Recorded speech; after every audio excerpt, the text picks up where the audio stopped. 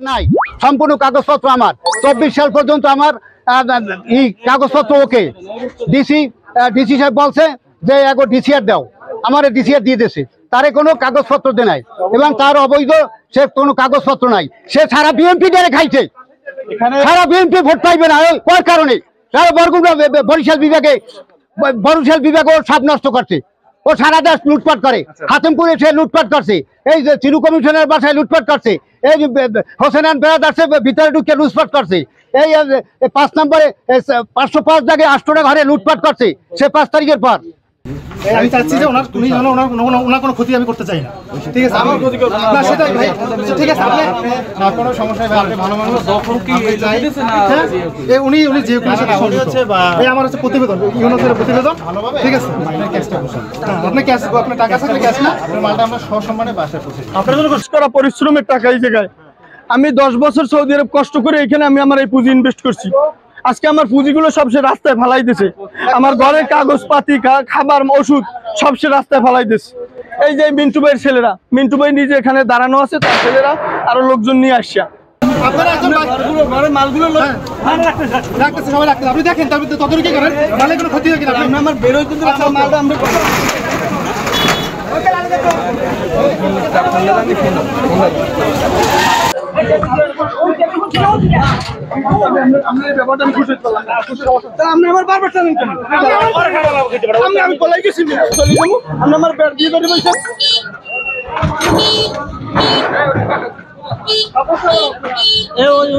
আমার কথা শুনেন, আমি এই জায়গায় ভাড়ার বিনিময়ে রয়েছি, আমি তো আর জিও কিলের কোনো লোক, আমি ভাড়াটিয়া।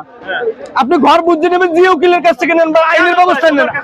কেন আপনি আমার মাল জিনিস বা রাস্তায় ফেলাই দিয়েছেন? সব আমার মাল জিনিস ক্যাশ, সব আমার খাতা পত্র, আমার খাবারের দোকান, এখানে আমার লক্ষ লক্ষ টাকা বাকি আছে, সেই খাবারের কাগজপাতি সবগুলো আমি বাইরে ফেলাই দিচ্ছি। কই আমার কাগজপাতি, কই আমার ক্যাশ, কই আমার খাবার, কই আমার ওষুধ? আপনার যদি কিছু বুঝতে না থাকে সেটা জিও কিলের সাথে বুঝবেন। আমাদের সকল পেপারস ডকুমেন্টস আমাদের আছে। হ্যাঁ, আমরা ভূমি অফিস থেকে আমাদের সকল ডকুমেন্টস ওকে, ইউনো অফিসের সাথে আমাদের কন্ট্যাক্ট করা হয়েছে। জি, আমরা ভাড়াটিয়ার মালামাল, আমরা তাদেরকে অনেকবার বলা হয়েছে, তারা আমাদের কথা শুনে নাই। বাধ্য হয়ে আমরা আমাদের মতো করে আমাদের জায়গাটা আমরা বুঝে নেওয়ার চেষ্টা করছি। আজকে সুন্দরভাবে তার মালামালগুলো রাখা হয়েছে, এখন আমরা ভ্যানে তার বাসায় পৌঁছে দিব। এবং আমাদের দোকান এটা পাথরঘাটার এমন কোনো মানুষ নাই যে জানে না।